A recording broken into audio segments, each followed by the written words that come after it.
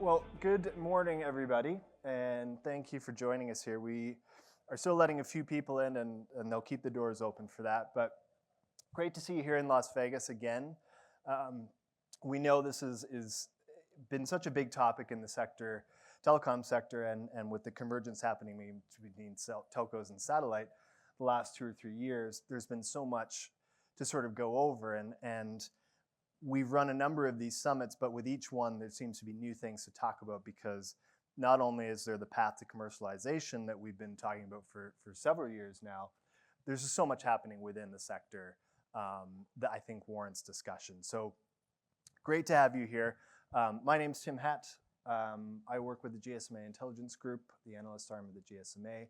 We cover the telco sector globally, but within that capacity, satellite and as I say, the sort of convergence towards NTN and terrestrial networks is a big centripetal trend I think that we've seen. So the way it's going to work, we've got 2.5 hours for the whole summit. We're going to start out, I'm going to give some opening thoughts and show some of our analysis to kick off for about 15 minutes. And then going to invite George from Omnispace to come up. He's going to give a short presentation himself. We're going to have a fireside as well, get into some of the thinking from that side. We'll then have a panel for about half an hour. Then we're going to take a break for half hour. You can go and get a coffee, go and get some tea, get a drink, whatever. Come back, we'll have another speaker, and then our final panel. So we should wrap up by around 1:15, 1:30, I think, by the end of it. All the content as well should be on our website, as well as the footage from this event. So I know people like to take pictures, but if you don't get them all in, never fear that you'll have the content available to you. All right, I typically start to show this chart at the start of these sessions just to frame the context of the capacity gains we're seeing in orbit and how that's being really driven by the low Earth orbit or LEO constellations. This chart here just shows you, and we don't need to go into huge amounts of detail, but if you look back, sort of satellite was broadly a kind of unchanging industry for 20 years plus. Until Starlink and some others really started to change things 6 or 7 years ago. And now if you add up all of the capacity that's being baked in, either launched or planned to be launched, you see this kind of hockey stick-like curve heading up. And what that means is it brings a whole bunch of new use cases into play, both for how telco operators and their satellite partners serve as consumers, as well as businesses from the IoT perspective. The cost structure has changed, the performance is changing, and the point of this discussion is to kind of get to the details on all of that so we can understand what it means in practice. We track, numbers are our language, so we like to track what the state of play is and how that's changing. And this is data here looking at the number of telco partnerships with satellites for D2D. This doesn't include broadband or backhaul, it's just D2D. And you can see the main headline statistic is around 70% of market share now has an active satellite partnership, at least one of them. Many have more than one. And you got the regional splits here, and while there's the most in Asia, actually per head of population or per subscriber, it's pretty even across the world. So this isn't just a regional phenomenon, it's very much a global phenomenon. And I think what we're seeing now is, whereas 2023 and 2024, and even part of this year was about kind of setting things up, getting the trials going, validating the technology. There's still a few seats at the back for you guys streaming in. Now we're moving into commercial deployments. And I think that's going to be the interesting thing to watch over the coming years. You can see here in this map, and again, lots of people are taking pictures, but you don't need to because this will all be on our website. You can see the map here showing the depth of partnerships in different countries, and two takeaways. One is that pretty much everywhere there's something happening. But two is that we kind of separate these out into whether in a country one operator has a partnership, whether multiple have a partnership. You're going to see that the colors in that map changing more towards the turquoise pretty much every month, almost every week actually. Our team updates this. We publish a quarterly tracker. There's a QR code at the end where you can get the digest on how this is changing, but very much a global phenomenon, and the depth is happening for large and small carriers alike. We gather, and you'll hear from a number of leaders today around their strategies and what they think in terms of the overall sector trajectory. This is just a bit of a level set to show the landscape among the satellite providers for the constellation capacity that's been put up in orbit. So we include these Chinese, even though it's kind of a very different kind of closed market, and in many ways hard to compare like for like. I show them there for scale, just to show the fact that as much as we talk about this competitive dynamics playing out in the US and Europe, there's a huge amount happening in China and Asia for the same reasons. But if you look at some of the other competitors, you see Starlink does have quite a commanding first mover advantage based on the number of satellites it's launched, has about 8,000 now. It's got 12,000 in its initial constellation plan, but of course, they've also have bigger ambitions and want to launch more than that with the permissions. But it's not a done deal. This isn't a done deal. Elon Musk might like it to be a done deal, but it's not a done deal. There's a very long tail, and I'm only showing some of them. Amazon obviously has announced its Kuiper initiative. They're trialing that now. You have AST, you have Viasat, you have Iridium. We're going to see here. Brian's going to come up and give us a lot of thinking from their perspective. Telesat, TerreStar, the list goes on. My point is this is a very competitive and vibrant and dynamic space where a lot can still play out. So as much as we see some of the first mover advantages announced here, there's still a lot of room to run.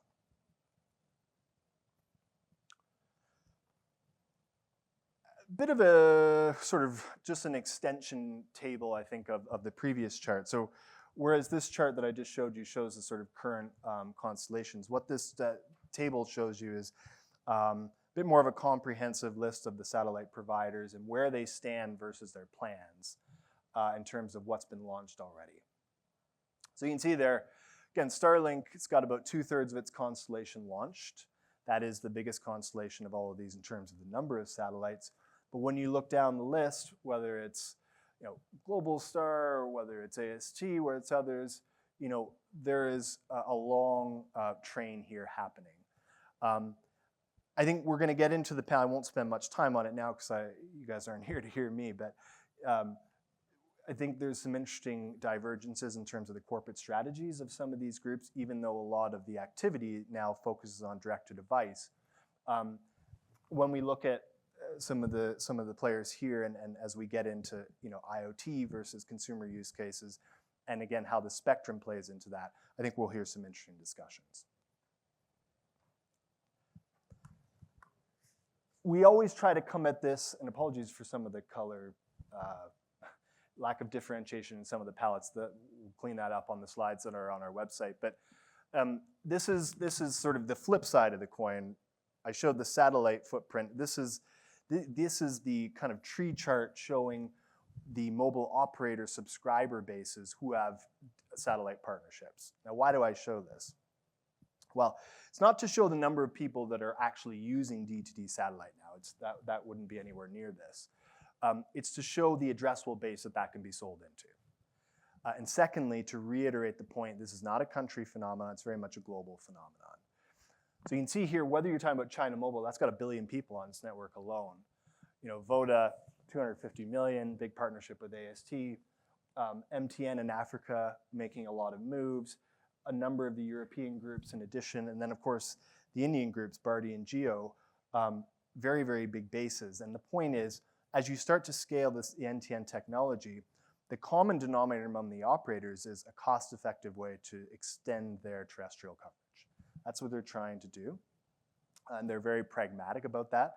But you see the potential addressable bases here are sizable. I mentioned direct-to-cell is all the rage, or direct-to-device. This table here, again, looks at a kind of competitive landscape to show the share of the deployments that we have tracked that are D2D versus a backhaul that's direct to the BTS, direct to the base station. You can see here, that used to be kind of 10, 15%. Now it's well above 50% for several of the groups. The change I think we're starting to see now is we're going to go through an evolution, both in terms of the level of coverage, and secondly, the service capabilities. Most of the constellations now are kind of still low bandwidth, 3G-like speeds, maybe 5-6 megabits, text, and in some cases voice, but a lot of these companies have ambitions to go beyond that. I think over the next, we see this as sort of a 4 to 5 year story, getting out to where we have global coverage, and then the ability to vary the capabilities of those constellations will very much come into play. Of course, this is, from a telco perspective and a satellite perspective, a lot of the discussion here, though, is predicated on making a return. How do you do that? Well, ultimately, the money's got to come from somewhere. We think about 2/3 of the ultimate addressable market sits in the consumer base, but 1/3 in business. And within the consumer, the question then becomes, well, will people pay for this? I've got a phone. What if I already have pretty good coverage? Will I pay? Of course, everybody's answer will be different, but we run a survey tracking this across 12 countries. And this data sort of shows you two things. One, the majority of people say they would pay. First point, about 60% in fact say they would pay. We've done this 2 years in a row and had the same result. If you look then at within that 6%, well, what is the average amount they would pay more than what they currently pay for a cell phone tariff? You get to about 8 to 9%. Now the interesting thing is that's a theoretical exercise because you're asking people, well, hypothetically, if you had a satellite constellation available, how much would you pay for it? Here's the reality of what the pricing tells us in the market today. It's just a selection, mostly of Starlink partners, Rogers up in Canada, my homeland, T-Mobile in the US, Salt in Switzerland, a couple from Hong Kong, and then Intel in Latin America. And don't worry about getting bogged down in all the numbers here. We don't need to do that.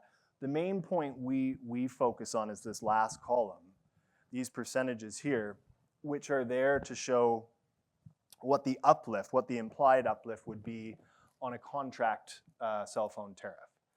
Because that's sort of the bottom line of what's going to drive action. So I told you in the survey, people said the average about 8 or 9%. The market pricing is actually suggesting a little bit more buoyant than that. So right now, the market, the operators are pricing at about 15 to 20%, even though people say they'll only pay 8 to 9. Now, that could be for a number of reasons.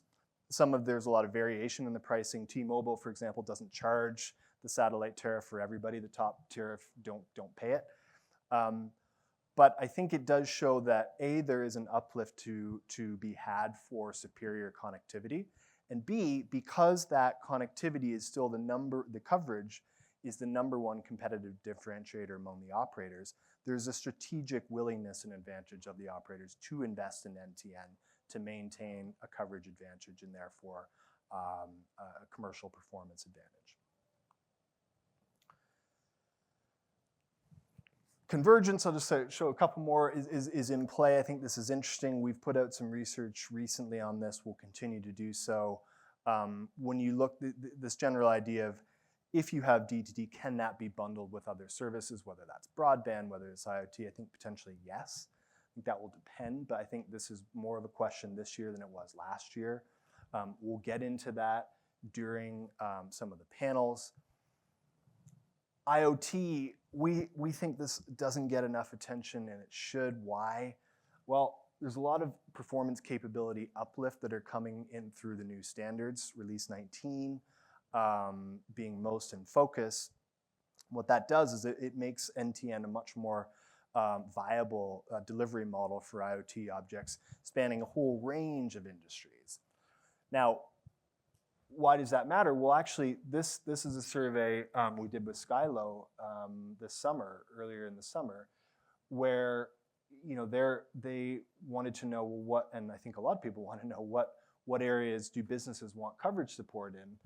And you see here that a number of businesses still face daily challenges, 20%, with their critical operations being delayed by a lack of timely data. Where can it help? A lot of different places. Monitoring your equipment, supply chain, asset tracking, whole bunch. So again, the point is coming back to the same, it's not a niche play, there's a number of applications here, and I think this is what we want to get into in the discussions. All right, last couple slides before George comes up. I've shown this before, but just to reiterate, from an IoT perspective, this point here is to show there is a universe, we think about 2.5, probably now 3 billion devices in play. That spans a number of sectors or industries, not just one. As much as we think about cars being part of it, and they are, utilities, precision agriculture, mining, oil and gas, all in play. We're starting to see constellations targeting these opportunities. What that means is when you add it up, you get to this sort of, addressable revenue base of, we think in the vicinity of $30 billion net in 10 years' time. Now, whether that's not a forecast, that's not a hard, it's not necessarily saying that will happen, but if you add them all up between the different use cases in consumer and IoT, we think it gets to that kind of level. And to put it in context, that's sort of 2% of industry revenues now. When you're in a slow growth environment, every percent matters. So there's a lot of interest. Spectrum models, very much in focus. There are trade-offs between the MSS approaches and IMT. I won't spend much time on this now because we'll get into it in the panels. Obviously, the Starlink transaction with EchoStar is topical of late. I think that brings this to sharp relief. We'll talk about that there. But ultimately, and this is the last slide before George comes up, I think these are the questions that we want to be looking at. I won't spend much time to dwell on it. These will be on the website, but technology questions, business model questions, regulatory and spectrum questions. Ultimately, this is why we're here, because we don't have the answers to these yet. I think there are still a couple seats. There's a lot of people standing, but you should be able to there's a couple seats sprinkled out. These questions are what we want answering, and I think this is why the topic continues to be such a focus of discussion. What does the monetization look like? What do the spectrum model trade-offs look like? How do those get resolved over time? And how do the standards ultimately play into 6G? Because we think this is probably a long-term story. So if you want to learn more, we have a quarterly tracker we put out every quarter for our customers. QR code will take you to our website. If you're not a customer, get in touch. We'd love you to be one. This has a digest of all the latest stats in NTN across the world. Check that out. Hopefully that is a good food for thought, some primer for the discussion. But as I say, I want to move to bring up George here. So George Giazzolo, George, sorry if I pronounced that wrong, is going to, I probably have. He's the strategy chair. He works for Omnispace, but he's the strategy chair of the MSSA. He's going to talk for about 5 minutes, and then he and I are going to come up for a fireside. So George, come on up. Clicker's on.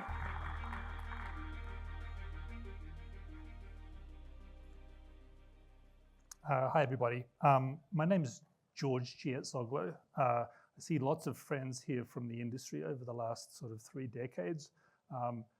They used to refer to me as George Geostationary. I can't do that anymore because non-geostationary doesn't have the same ring to it. My background is engineering. I've worked as a head of strategy, corporate development, marketing in sort of many satellite companies, and now for Omnispace. Omnispace is a founding member of the Mobile Satellite Services Association, along with a number of 4 other companies, satellite service operators and spectrum holders. And I'll talk some more about these slides in just a minute. I want to give a sort of a broad brush on the industry and what's happened in the industry over the last year or so, and use that to set up this discussion on standards and technology regulation and spectrum. So what has happened in the last year? Two very notable things. Just a few weeks ago, SpaceX agreed to invest some $17 billion in acquiring MSS spectrum for rolling out these types of direct-to-device services. Earlier this year, AST agreed to invest. So if you add up the numbers, it's about 1.7 billion, I think, in acquiring Ligato's L-band spectrum rights in North America. So as you look at where those 2 companies started out, it was looking to build out these types of services using borrowed borrowed spectrum from mobile network operators.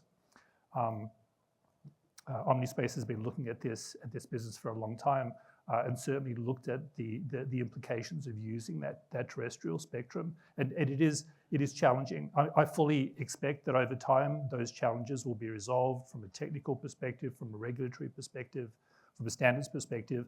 But ultimately there are some hurdles that need to be bridged in the near term. There will be a lot of activity at WRC 27 in agenda items 113 and 112 and 114. It's going to be a very active, heated discussion around how these types of services are able to be built out on terrestrial spectrum while also protecting the interest of mobile network operators. And the reason for that is this terrestrial spectrum is very expensive.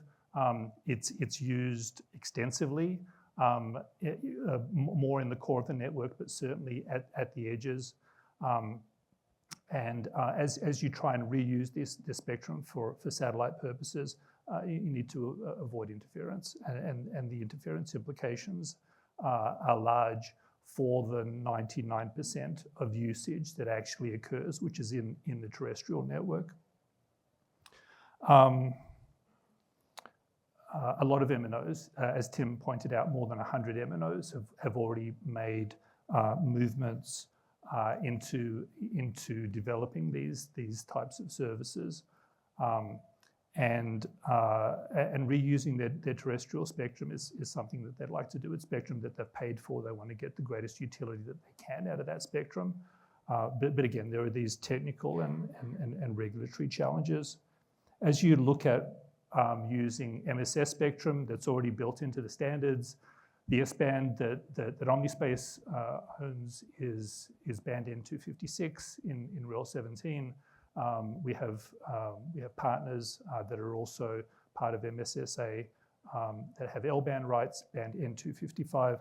That is a lot clearer in terms of how that spectrum is utilized in a completely seamless way to offer service to new phones that employ those standards.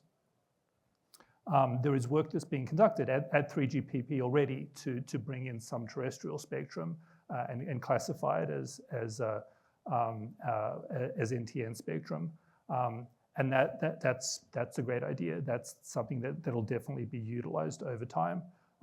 But it does let go one of the sort of core principles of a couple of these companies rolling out service now, operation to legacy phones.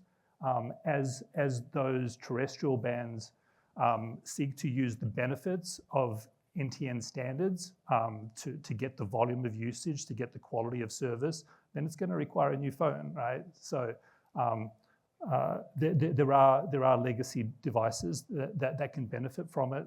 Users in developing countries, currently operating on 2G, that primarily want voice and texting. And it's going to be a very interesting and dynamic mix of technologies and regulation as we move forward. So what do we need? What do we need a Mobile Satellite Services Association? So as you look at the development of standards, it is moving quickly, but it's still moving too slowly. The mobile network operators that I speak to, the ecosystem partners, they are frustrated at how quickly these standards are developing, because even though NTN is written into the standards in Release 17 as a starting point, it's not particularly efficient, and there are evolutions to the standard that will come into play in RIL 19 and into 6G that will be necessary in order to get the scale necessary to serve the $30, $35, $40 billion retail market that we see. And so the association, in partnership with other associations, is focusing on those efficiencies, those economics, that trying to accelerate the pace of how NTN is represented. and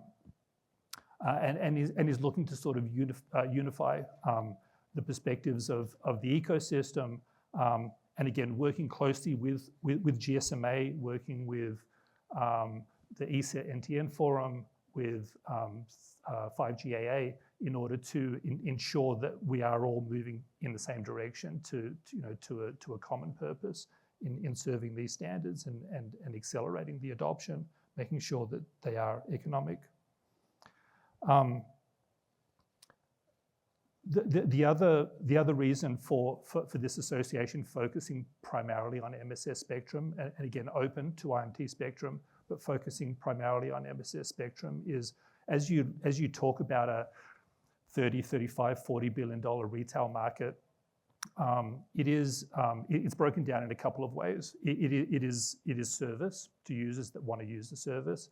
It is capital avoidance and delay for mobile network operators in terms of deploying infrastructure on the edge of their networks that doesn't necessarily pay for itself because of the user density. And there's a third element, which is on churn reduction. A very large part of the cost for a mobile network operator is bringing customers onto the system, subscriber acquisition cost. As you look at most MNOs taking this service, that last portion goes away because everybody's going to have one of these services. But that first large part is service, which is often on the edge of the network, right on the edge of the network. As you look at 2030, we estimate that somewhere around 60% of the market potential is right on the edge of the network. As you get out to 2040, it becomes 90% of the demand. And as you look at regions like the United States, like Europe, high income regions, that is closer to 97% of usage is right on the edge of the network, which means that solutions that are going to create interference or require a mobile network operator to set aside the use of that spectrum in their own network is going to be extremely challenging. So I see the market moving more and more into built-for-purpose spectrum for rolling out these services. All these topics are going to be discussed at the next panel, which is focused on the business, and then I'll be on a panel later today talking about sort of technology and standards and regulation. I encourage you to visit the MSSA stand, which is about 20 yards that way, just behind the tech stage. And I think we're going to call up Tim here and have a little bit of a fireside chat.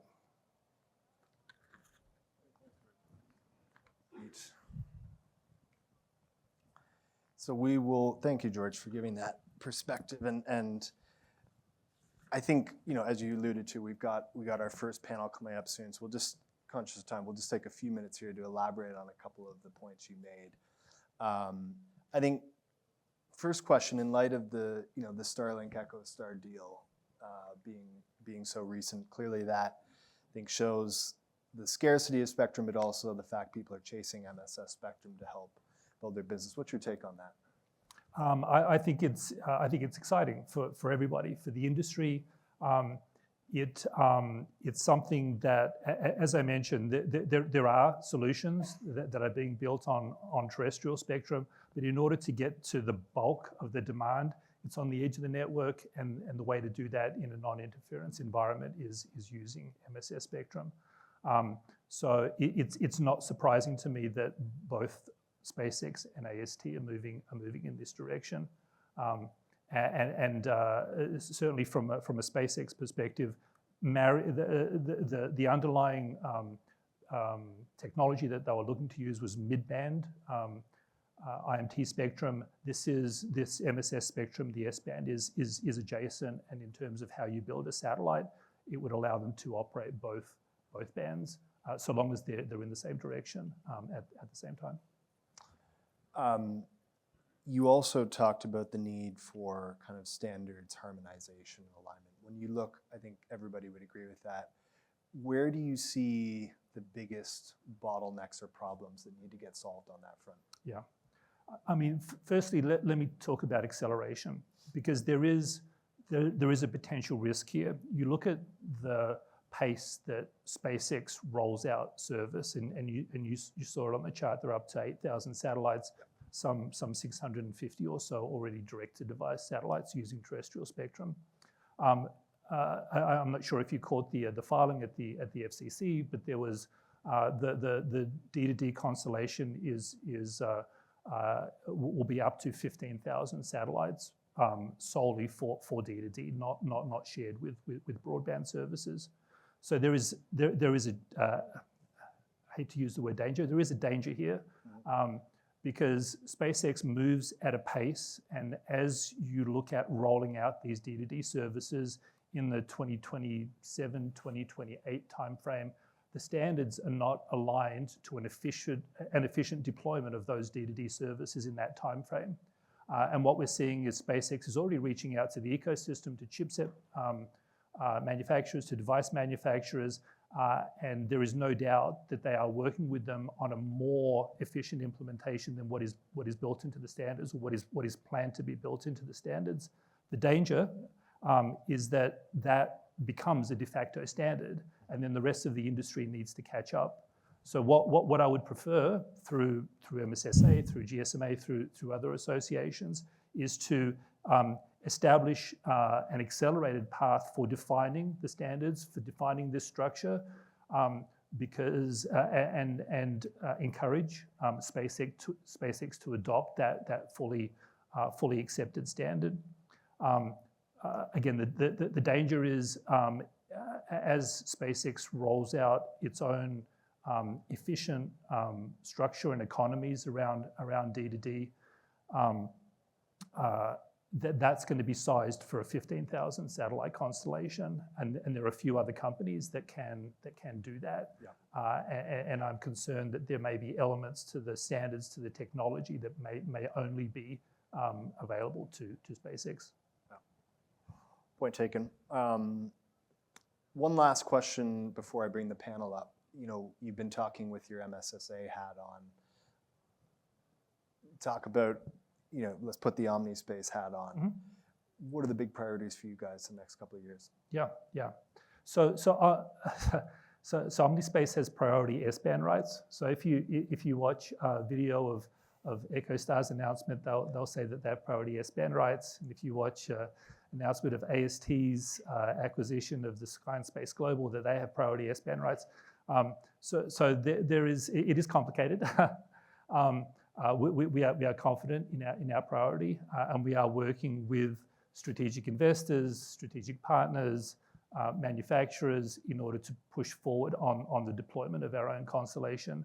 The numbers that we saw recently from EchoStar before they cancelled their MDA contract, a going-in investment of around $1.5 billion to get to a first level of service, growing to $2.5 billion and then $5 billion for a capable global solution. Those are the right numbers. That's how much it takes to build out this type of service. So we are excited to continue to play in this business. We see a lot of consistencies in the approach that we're taking with some of the other players in terms of the size of satellites and how those satellites are going to be operated and what planes they're in and what inclinations and where the initial service areas are. We're all gravitating towards the same solution. And I think the differentiating factor here is the spectrum that you use to do that. Yep. No, there's lots to talk about. Well, listen, George, thanks a lot for sharing your thoughts up there and coming up on the panel. We really appreciate it. Let's give him a hand. I know George will also be back after the lunch break to join us for our second panel, but I wanted to bring up our first panel now. Yep. So can Mirsad, Brian, Michael, and Treg, Globalstar, Iridium, SES, and Viasat come on up to the stage? Down there, I'll take this one. Treg, how are you?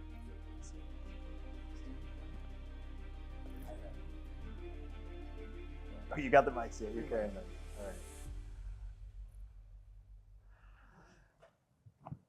All right.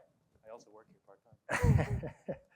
Thank you you're doing our job for us, Brian. We appreciate it. So guys, thanks for coming up. And I think even in the first 40 minutes of this summit, we've already seen how much ground there is to cover. So there's a limited amount of time. We got 30 minutes to have this first panel before we take a break. And I want to spend sort of part of that looking at the current commercialization trajectory. Part of that looking at sort of delving into consumer and IoT use cases, and then I think a little bit on competitive dynamics to wrap it up. But first, and Brian, maybe I can come to you first. I think the rationale for deploying NTN and the telco convergence is pretty well established. So we don't need to spend time on that. We talked about that 3 years ago. But right now, what do you see has changed the most over the last 12 months to accelerate the momentum we're seeing now? Thanks, Tim. I think that there's a lot of buzz in this industry, and big names like Elon Musk and Jeff Bezos bring a lot of spotlight. It's funny, when I was looking at your charts earlier, and you see that Iridium has 66 active satellites in LEO orbit. I would sit in a room 5 years ago, and people would be like, "Holy cow, 66 satellites! That is a lot of satellites." Yeah. And now you sit there and you say 66, and like, that's it. Yeah, but we cover the Earth, right? Pole to pole, every square inch. But I think that the buzz and the Elon Musks and the Jeff Bezos and the ambitions they have in space and what they're doing to try to deliver and extend connectivity with mobile operators, they see a opportunity. They see the mobile network operators see a financial opportunity. They can grow their top line. They can reduce churn. They can hopefully add gross adds and net adds. But it's about being able to accelerate that and work together to get it done. And I think you're seeing a lot more satellite operators start to come together. George spoke about that with MSSA. We've got our own partnerships and things in place. And I think there's a lot more investment and opportunity being brought into this space. And over the last 12 months, I've seen that certainly accelerate. I would say something that has happened probably in the last couple of years, especially in the last 6 months, is the perception of what satellite connectivity really represents. Traditionally, it always used to be, the best, the most cost-effective way of providing remote connectivity. What I think is happening right now, instead of seeing satellite connectivity as just the remote connectivity, the customers are really embracing this idea of satellite being part of always-on connectivity, which is great for us on the satellite side because, for the first time, we have an opportunity to kind of reach into the market verticals, into the scale that otherwise maybe isn't really available for satellites. So what you really see on the consumer side is the direct-to-device, obviously direct-to-cell, really popular. What you see on the enterprise side is a lot of excitement about multimode connectivity, providing connectivity to trackers and similars from cellular network when they're within the range of the cellular network coverage, switching automatically over to satellite. I think there's a lot to be really excited about there. In both contexts, what it does, I think, for the satellite connectivity industry and community, it kind of introduces an exponential expansion of total addressable market that's now available to satellite operators that used to not be there, really. Can I add to that? Go on. So I think if you look at the market, I come from a telco background, and I think the fact that it's just mainstream right now. Yeah. Starlink came to the market, and now you got Kuiper competing. And I think where SES comes from is we're taking that to the next level with multi-orbit as well. And I think if you look at that and all the investments being made in that space, I think to your point, it's now mainstream now, trying to go up the stack.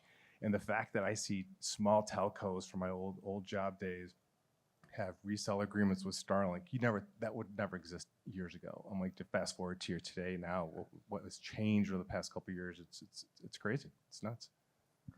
Jake, do you want to go? Yeah, Give everybody a chance on this question. Sure. I guess I have a slightly different take because I traditionally don't come from telco or satellite. Okay. I come from semiconductors as my base. So when I came into Inmarsat, now Viasat, it was looking at it from perspective of how do we connect things in IoT and how does satellite contribute to that space? And in the past 3 years that I've been doing this, it's been really interesting to see, when I first jumped on, I talked to people I knew in the IoT space about what is the cost of satellite. And I think I saw heads explode on conference calls. Like, that's never going to be an IoT applicable solution. Yeah. But as I've worked with our partners and stuff, we've seen the cost come down and the ability to integrate that at fractions of a penny in some cases, fractions of dollars, like instead of thousands of dollars, that has fundamentally changed the appetite. And then now people are looking at it from a perspective of, well, now the investment makes sense. Instead of it costing thousands of dollars per installation, we're talking sub $100 at a maximum. And now we're looking at how does it solve the problems and the costs that drain in an industry. And so it makes it more efficient and makes it much more practical. And so I think with the advent of lower cost technology and the possibilities of greater connectivity and greater options, you've really seen it as a business solution, and as it comes down, that'll just grow. And we'll get in, thanks guys, we'll get into, so I want to get into both the consumer side and the IoT side. And maybe actually on that front, Mirsad, can I come back to you? So, you guys obviously have a large customer, you have a number of plays going on. I mean, talk about what you see from your satellites in terms of the consumer usage of the technology so far. The SOS, and I guess double barrel question, what do you think it will take to get that capability up to higher bandwidth applications over time? And are we going to see that? Yeah, so, we at Globalstar take a lot of pride, and I think we were a big part of pioneering this idea of direct to sell with our customer. Maybe even at a time where there was a lot of people really doubting if this is really even possible. When you think satellites, you always think link budget, is there enough signal? Can you really pull this off? And if you can pull it off from link budget perspective, then you talk about, well, what about capacity? What if you have, 1 million, 100 million, 1 billion devices on this network, and you track that? So I think, for us, we've been really tracking closely what our customer and what their customers, what users are really interested in. It started with emergency SOS. It evolved from there into standard SOS messaging.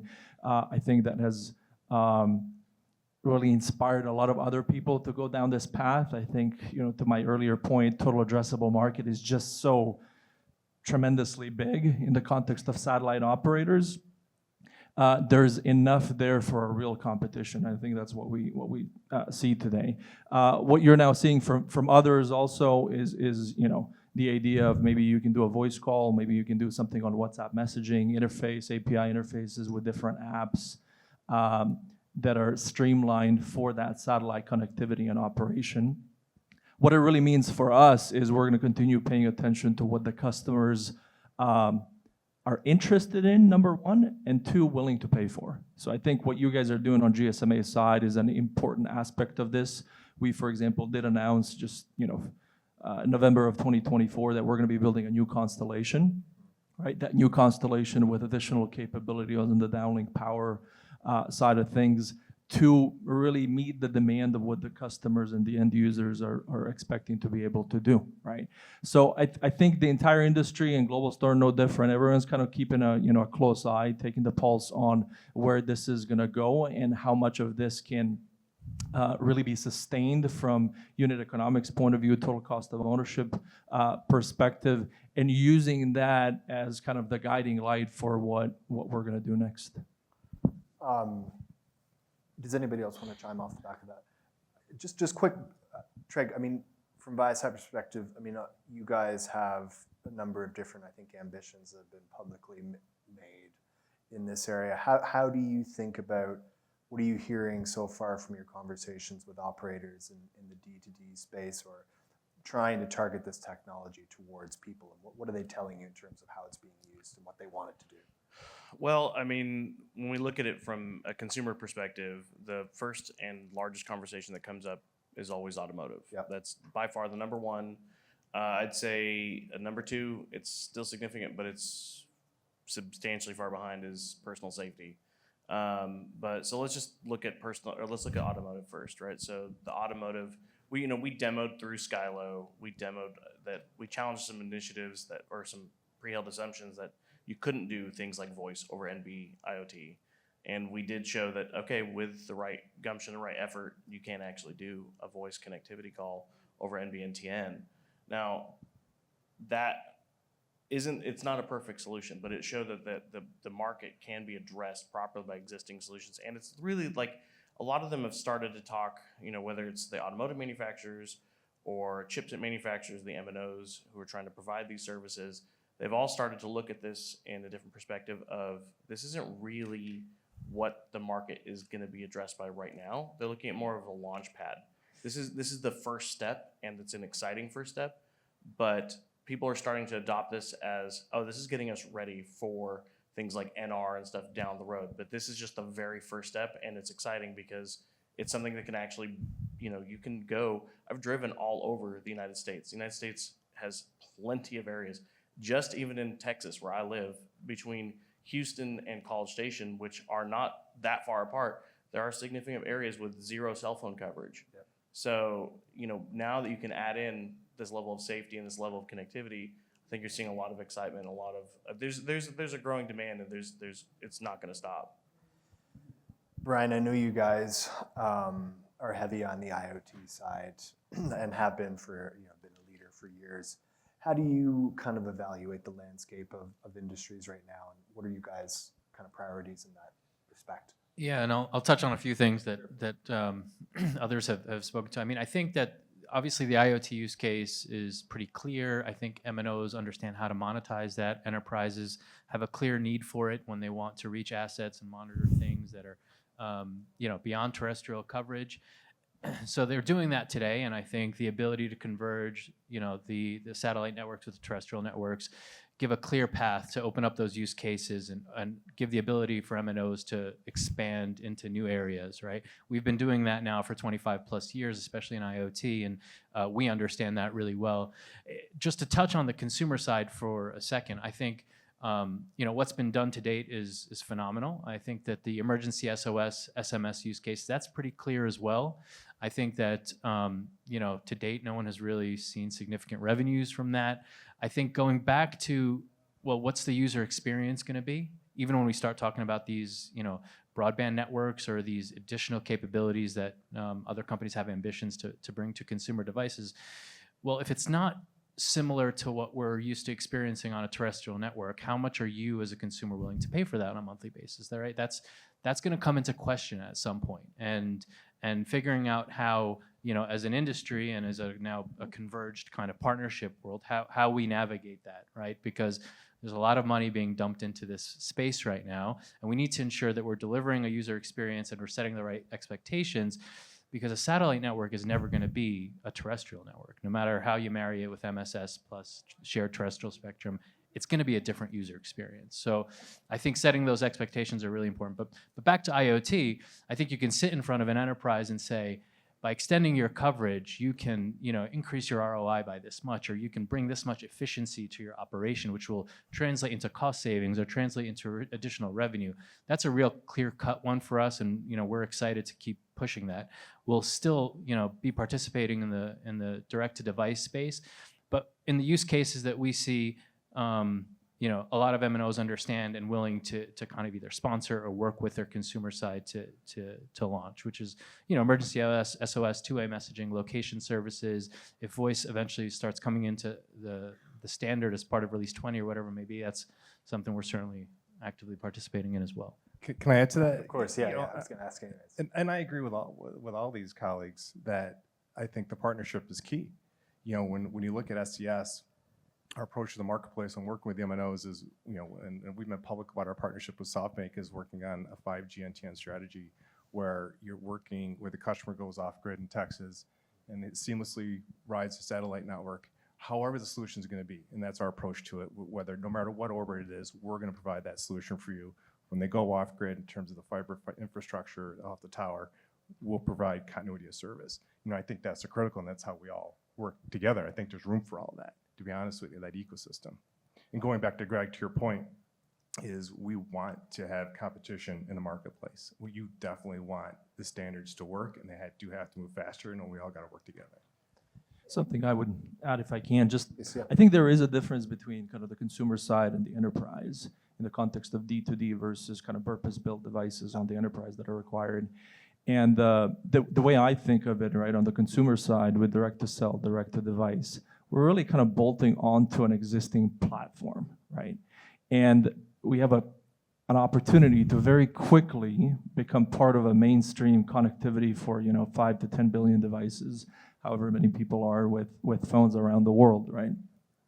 On the other side, with the enterprise, like you really, for the most part, have to build that ecosystem. You don't get to necessarily step into the space of the cellular world, right? You need something along the way, use cases, market verticals that are going to allow you to make that progress, that is going to make sure there's continued innovation, continued investment to kind of get you on a path. So I think consumer side with direct-to-device certainly, I think, has an accelerated path to a lot of volume to scale. I think enterprise, a ton of really good opportunity for us at Globalstar. We're also really focused on it. I know, these guys have all been, part of that for many years. We're kind of stepping into that space as well.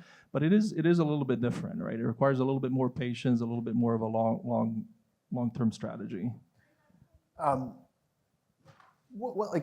I guess just one question before we get into the competitive dynamics and longer term outlook. Like, we often think of satellite as sort of a fourth dimension of connectivity when you have mobile fixed Wi-Fi satellite. I mean, you may disagree, but it's sort of, and I think that's the way the operators are thinking about it from a commercial pricing perspective. My question to you guys is, like, what do the consumers care about that? Is it the allure of satellite that ultimately people care about, or is it more, I just want to have coverage wherever I go? And how do you, I guess, putting yourself in the shoes of an operator, how do you message that out to the value proposition so that that comes through on a payable basis? Anybody want to go on that? I guess I'll take that one first.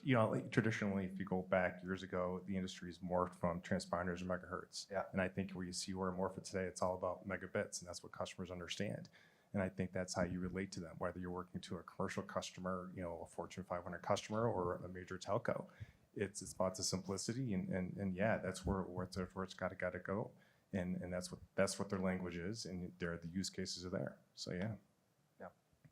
Yeah, I'd say the excitement is always there, and I think it's necessary to kind of get some critical mass, the escape velocity, if you want, to move you in a good direction. But eventually, it does fade. At the end of the day, it always comes down to, do you understand the customers? Do you understand exactly what they're trying to accomplish in the context of their own unit economics, total cost of ownership considerations, right?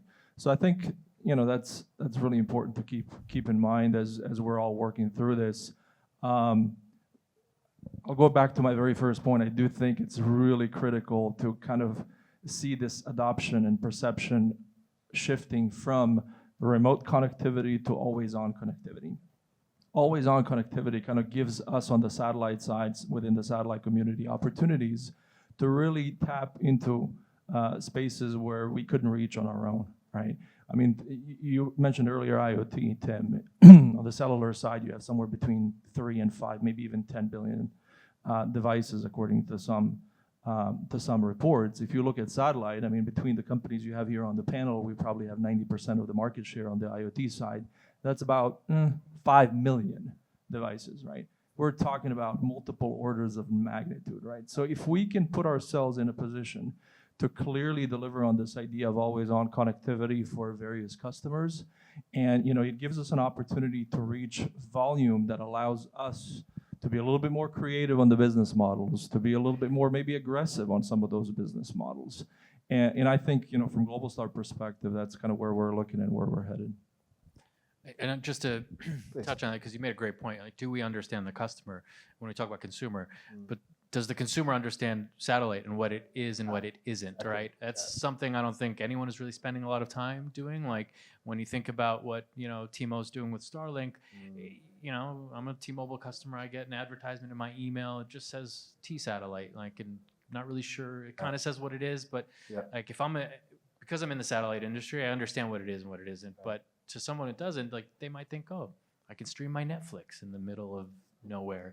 And we're not really spending a lot of time doing that right now, and I think that needs to come so that, again, we set the right expectations and the user doesn't get disappointed, because when you say a smartphone has satellite connectivity, it sounds cool. It was a luster of it that was like, this is appealing. I want to buy a phone that has this.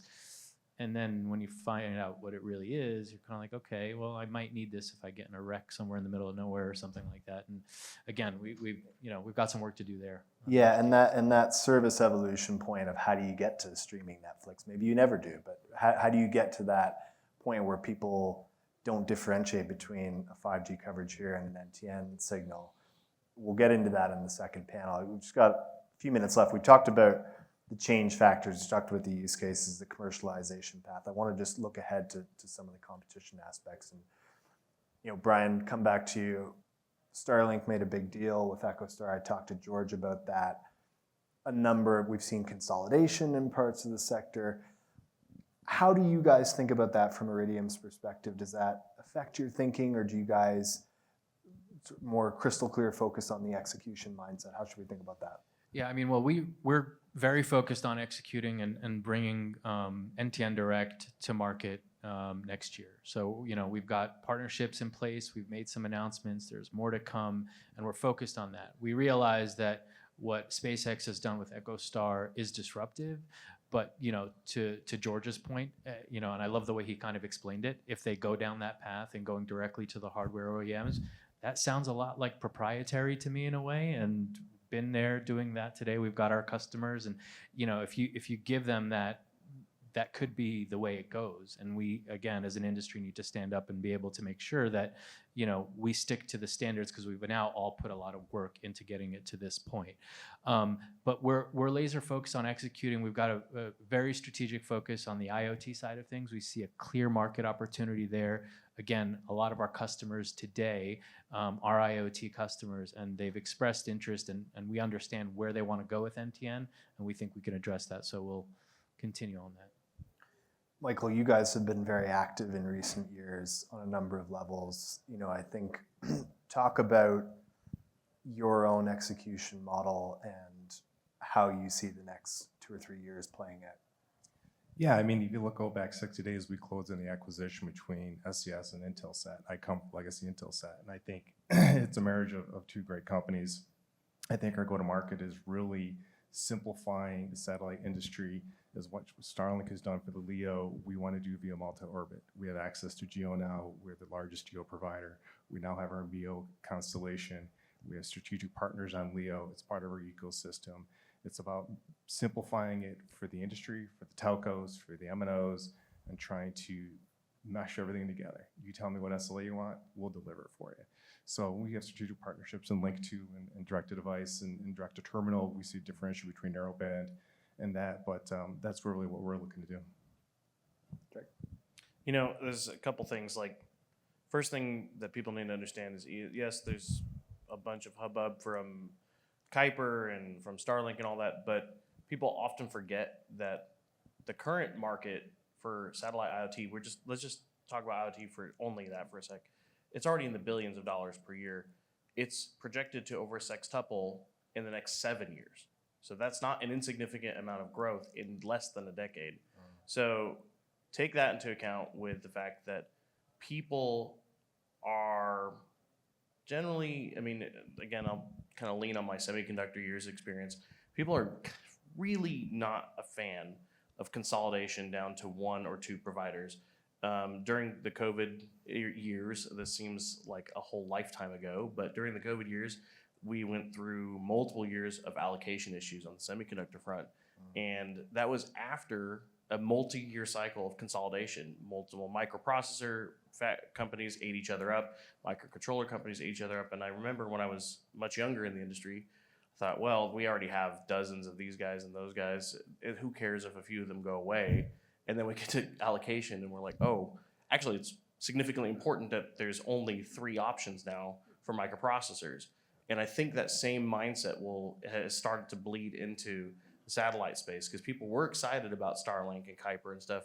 But I've heard from the partners I manage things like, oh, well, it is really interesting what Starlink is doing, but I'm an automotive customer, and one of my biggest competitors is Tesla, who's also owned by the same guys. So what happens if the only option in town is our biggest competitor, and he just decides to put us at at a strategic disadvantage because he can.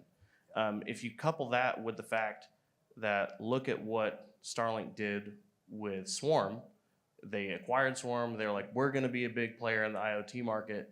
And then without any discussion, without any warning, they just shut it down. So consistency is the second option, I think, or second point to look at in this space. And I think when you take into account that the market is growing, there's tons of room for competition, and there's tons of room for all of us to exist at a healthy growth rate together. But you add that into the fact that allocation/consolidation are definitely at people's minds, and then the strategic disadvantage that can be put up by having only one or two providers. I think that all adds up to all of us having plenty of options for growth. Yeah, and the market definitely wants choice. They want vibrant competition. There's no question about that. Mirsad, your perspective on this sort of 2 years down the line, big priorities for you guys? I think D2D with our customer continues being, a strong anchor for us. The strategy for us, I think, pretty simple. That customer participates in a meaningful way in the CapEx and OpEx parts of running the satellite constellation, which is super important, right? What that does, it gives us an opportunity on the IoT side to posture a little bit more aggressively, right? We can be a little bit more creative when it comes to business models. So we look forward to kind of leveraging those secular wins from, CapEx holiday that's in place because of a great customer we have on the D2D side to create really meaningful opportunities to compete, not just with these friends and colleagues here, but also figuring out how can we get a little bit closer in the context of business models to cellular world and the cellular network, right? We're never going to be able to match them, but can you come close enough where the volumes that become available justify the idea of thinking about this a little bit differently and stepping into the true convergence of cellular and satellite? We got about just 1 minute left, and Brian, last word to you. I just want to get your perspective on, is there anything, any X factors, any unknowns, things blowing in the wind we haven't talked about today that you think should be on our radar for how we think the sector plays out over the next year? I mean, I'll go back to the point I made in the last question, right? Or you started to point to with the SpaceX acquisition of the EchoStar spectrum, right? I think we need to keep a very careful eye on how that plays out. I think it could be disruptive and could potentially throw a lot of business plans, product roadmaps, and things off track. And again, if we as an industry kind of stay focused and make sure that we're focused on the customer and we're focused on how to work together to get the best bang for the buck for all of us, that's an important path forward, right? I don't think, again, to Treg's point, like we can't leave it to one provider, and I don't think anybody wants that, and it's not good for anyone. So again, both mobile network operators, satellite operators coming together, staying focused on delivering a capability to the customer that is useful, that we can all kind of reap the benefit from, is really important. Good message to end on. Guys, we could talk all day. We always could. But we sadly haven't got time for that. So what we're going to do, this is going to be the end of this panel and the end of the first segment, not the whole summit, but the first segment of the summit. So I think we're going to take about a 10 or 15 minute break. You're welcome to go get a coffee or any of the refreshments outside. And then come on back in. We've got one more speaker and one more panel. We're going to get into the technology pipeline. We're going to talk about AI. We're going to talk about the spectrum models and a little bit more on competition to round it out. So don't go away, but just take a short break and then we'll be back. But please join me in thanking these wonderful panelists for coming up. We really appreciate it. Thank you, everyone. Thanks, Brian.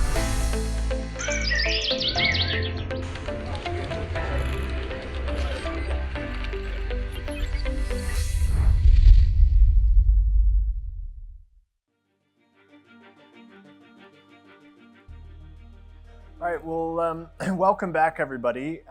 Thank you for rejoining us. Hope you had a good break and got a drink there. Leaving the doors open, so people, I suspect, will continue to file back in. But yeah, welcome to part two. hope you got some good insights and perspectives from our discussion so far.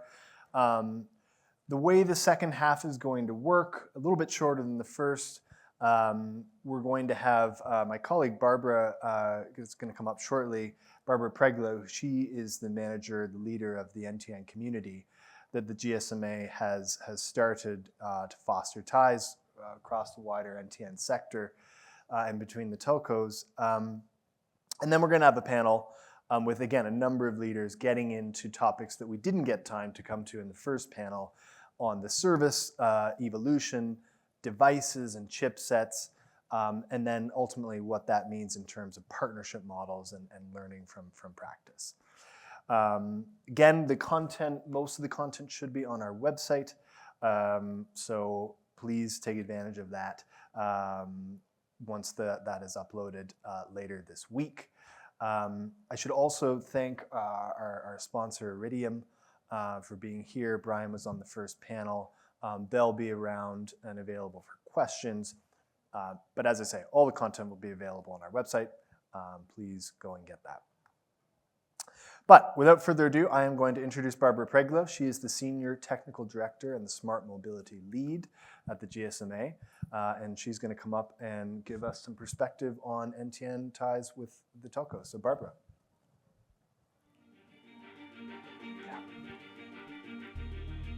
So thank you very much. It's a pleasure to be here. So I'm just going to give you a bit of presentations, as my colleague said. So the reason why I'm here in GSMA, I have different hats, but I lead also a community which is focusing on non-terrestrial network. So the community, just to give you a little bit of overview. So we're talking about the technology and the evolutions, and there's been a lot of changes. And lately we try to understand, also given to the standardization. So as you are aware, 2GPP has also opened up the door to utilize one technology for multiple networks. So this evolution helped also let's say the cooperation with the mobile operator. So, but there is a need of understanding how we actually interwork and operate together. So that is the reason why GSMA also spin off this community. We have a legacy. If you don't know who GSMA is, except for the beautiful event that we are organizing, GSMA is primarily purpose that why GSMA was founded is roaming, interoperability. And this is the roaming between mobile operator and mobile operator. But then, now we see that there is a need of multiple type of roaming agreements, interworking with different networks. One being the non-terrestrial. And non-terrestrial, as I use the term of 2GPP, is not just satellite, but it's a little bit more. So in this particular, let's say, audience, we focus on the satellite, but we also do work on other area where it could be hubs, but also drones. Again, those are networks, different type of networks, capability, but we do need to think about interworking all those type of networks. Where do we see the use of satellite from the perspective of the mobile operator? We can see that there is an understanding that there are complementary services. We see it as a complementarity because we have a situation where there is a need of utilize other network, which we already do. We already use satellite every day in mobile networks. So this is quite important. The other aspect is also providing resilience when it's needed. But there's also an aspect where we need to look at a little bit more in detail is the regulatory aspects and the framework. There is obviously a traditional framework that we have for the terrestrial, which is quite heavy, I would say. We've been there for a long time. And there's also a regulatory framework that is for the satellite communication. So, but there is a lot of changes nowadays, so there's also an understanding that we do need to maybe think a little bit more or rethink what the regulatory framework will be in the future. And that is also work that maybe we need to do together to understand what is need to be shifted. One number that I wanted to give you, so right now, and this is actually a report that has been published recently by GSMA Intelligence, is looking a little bit more of the connectivity, the mobile connectivity, and the situation that we have at the moment. I would say that the 96% of the population has access to a mobile network. Doesn't mean they use it, but they have access. And then we have a 4% of population that actually is not covered. So for sure, we do understand that the satellite communications will help tremendously on that 4%.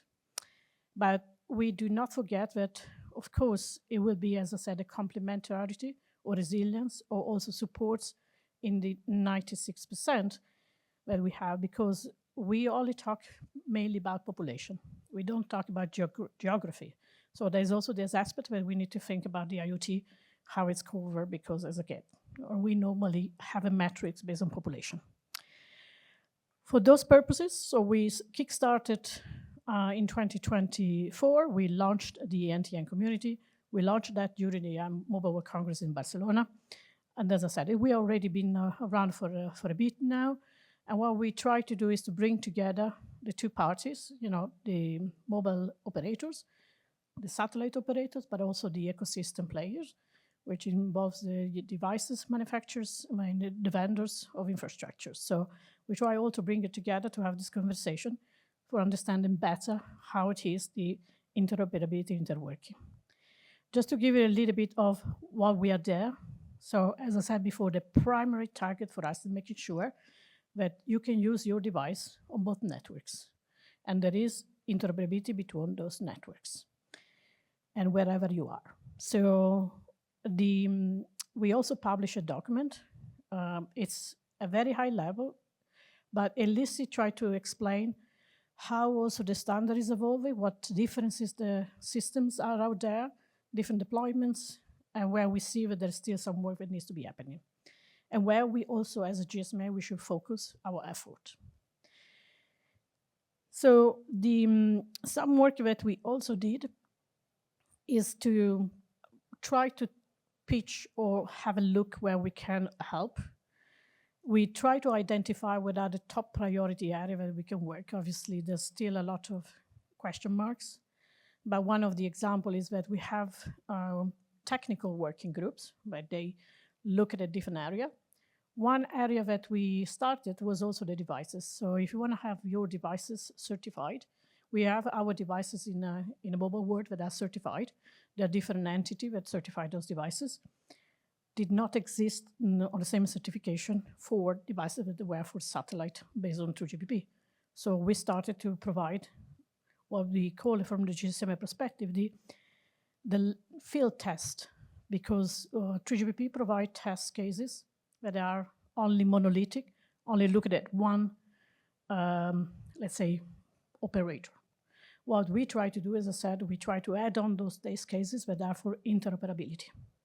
So those are as example where we already started early to look at particularly on the IoT sides, because there was the first one coming out from the perspective of 3GPP. And then from there, we try to leverage and do other work. One other example of work that we have spin off within the working group is the network selection.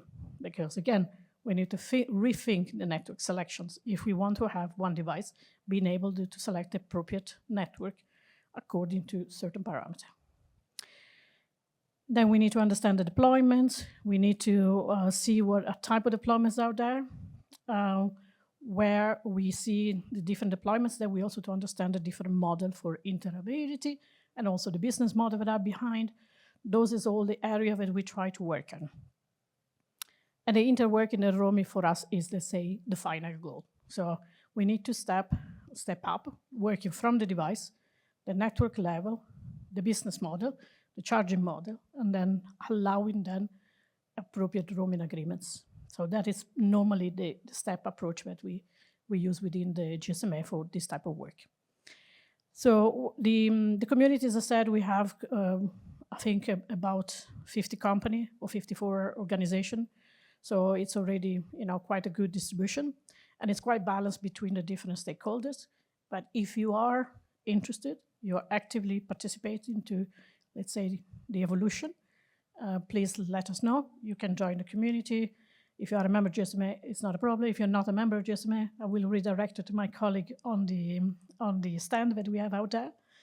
But please go and inquire anyhow if it's an area that you are interested, so that we can work together to make it happen and to be able to provide the proper model of interworking between the terrestrial and non-terrestrial. On that note, I also want to let you know that we're going to have a roundtable, which is between 2 and 4 o'clock on the Royal 7, which is just across. We do have still few seats available, so in case you are interested, please let me know, then we can let you in and allow you to come in. Of course, I'm not able to accommodate all of you here, so there's only a few seats, but if you are interested and you want to participate in conversation, let us know. So with this one, as I said, I would like to just stop here, but let you know that we are actively working on all different areas. So we have already also thought about what would be the changes on the business model, the charging model. The work is just started. So I encourage, and I want to encourage all of you that are GSMA member to actually actively participate, because this will be quite important work to see how we're going to drive forward the conversation on the interoperability between terrestrial and non-terrestrial. With this one, I just have one last slide, that you also have a QR code for joining the community. So if you want, you can scan it, but the slides will be distributed available. And you also have my email address if you want to reach out. As I said, we have quite a lot of activity. It is a very interesting but challenging area to work together, as you can understand. And there's still a lot of question mark. Particularly, we try to also work and understand the performances that we can, add on and provide a proper service. So, and there's a lot of different use cases. We do just not focus on device to device. I just want to make sure. For us, it's important that this interworking across different levels. So it's not just the smartphones, but it's IoT, it's automotive, any type of devices. So we look at a whole broad range of use cases. With this, I want to thank you, and I want to give it back to my colleague, Tim, and I hope you enjoyed the next panel. Thanks, Barbara. Thanks very much, Barbara. That's a good segue into our last panel, because I think a lot of the discussions we've had today have been around harmonizing standards and working across the sector for mutual benefit, and the community is certainly a very worthwhile initiative to facilitate that. I mentioned up front, so our first panel talked about the overall convergence story we're seeing between the mobile operators and satellite companies. We talked about commercial models. We talked about competition, sort of what's happening there. We want to pivot that discussion, and now this is our last panel with some phenomenal speakers that we're just so delighted you could join us today, where we're going to talk more about the innovation pipeline. We're going to talk about devices. We're going to talk about chipsets, maybe a bit on the AI impact. And then ultimately sort of how the proof points play out in terms of integrating these networks. I think Dan will probably have something to say on that. NTN and terrestrial networks, how that plays out over time, and what are the kind of practical points we need to be thinking of beyond just the high level strategy in the competitive landscape. So if they could join me up. Cristina Rodriguez from Intel, George again from Omnispace, Noman Alam from Ericsson, and Dan Fryer from Capgemini.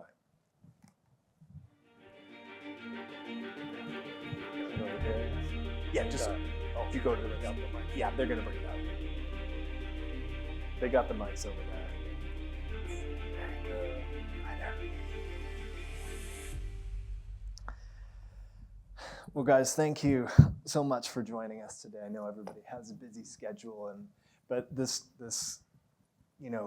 content, this topic of NTN and sort of convergence just keeps on coming, and there's so much to talk about here. So we've got around 35, 40 minutes, and as I said to the group, the audience here, we want to get more into sort of the innovation pipeline, how you think satellite services will change, and what the customer will experience there. I want to talk about devices and chipsets, probably first actually on that. And then, I think practical learnings of what we can learn from the deployments so far that tell us about maybe changes that are needed for the future. And George has already talked on the spectrum front, but I think just weaving that into that same sort of, harmonization versus fragmentation, that kind of meta theme, which keeps popping up is something worth going into. But Christina, maybe I could start with you. You come from an enormous company called Intel, which has a lot to do with the chipset layer of the value chain. And a lot of the, I think, questions from a satellite perspective have been, well, it's all well and good that constellations are being launched, that operators are interested, but what about the chipsets and the devices that ultimately need to be there and incorporating this technology to play ball and make the whole thing work? Talk us through Intel's perspective in that and at a high level first. Yeah, no, absolutely. Great question and fascinating topic. I am so passionate about this. Obviously, in this journey on the non-terrestrial network and satellite communication, silicon will play a key role and it has to be, we have to have the right silicon, both from the compute side, but also from the RF side. So things like everything, right? Power amplifiers that I have the enough power to transmit all the way from space, low noise amplifiers, beamforming accelerators, also the compute side. How much compute can we do on space, and how much compute do we do on Earth?